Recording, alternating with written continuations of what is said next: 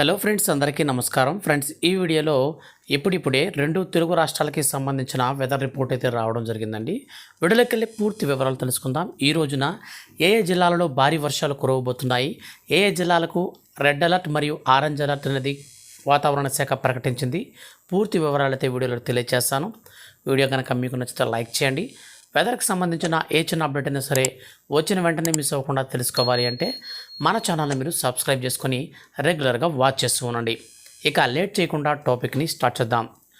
ఆంధ్రప్రదేశ్ రాష్ట్ర వ్యాప్తంగా వర్షాకాలం కావడంతో ఋతుపవనాల ప్రభావం, అలాగే అరేబియా సముద్రంలో తుఫాను ప్రభావం కారణంగా దేశవ్యాప్తంగా వర్షాలు పడుతున్నాయి.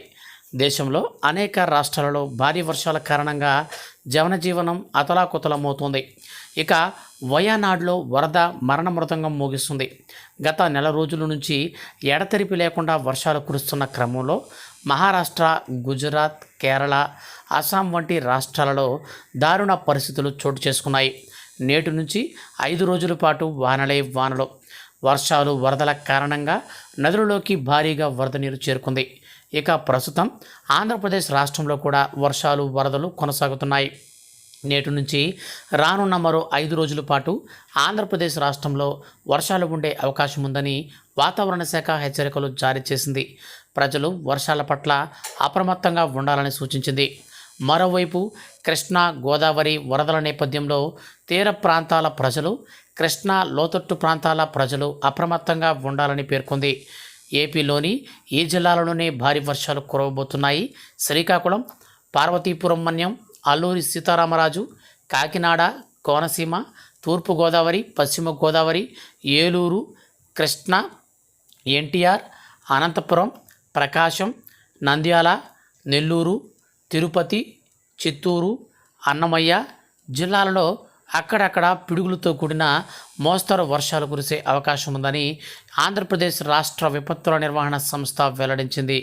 మరోవైపు ఆంధ్రప్రదేశ్ రాష్ట్రంలోనే కాకుండా కురుస్తున్నటువంటి వర్షాలతో గోదావరి నది ఉధృతంగా ప్రవహిస్తుంది.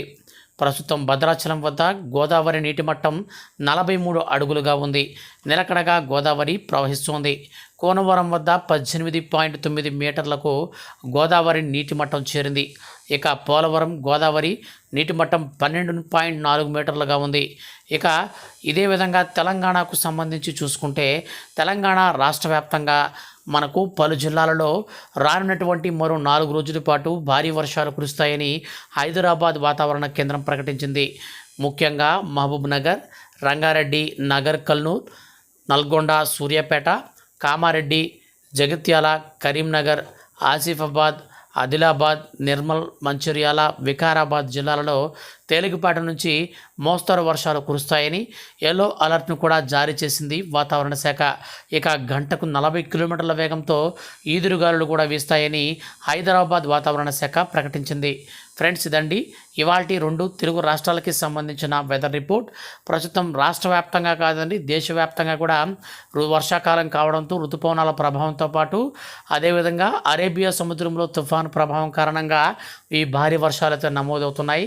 రానటువంటి మరో 5 రోజుల పాటు వర్షాలు కొనసాగబోతున్నట్లుగా వాతావరణ శాఖ ప్రకటించింది.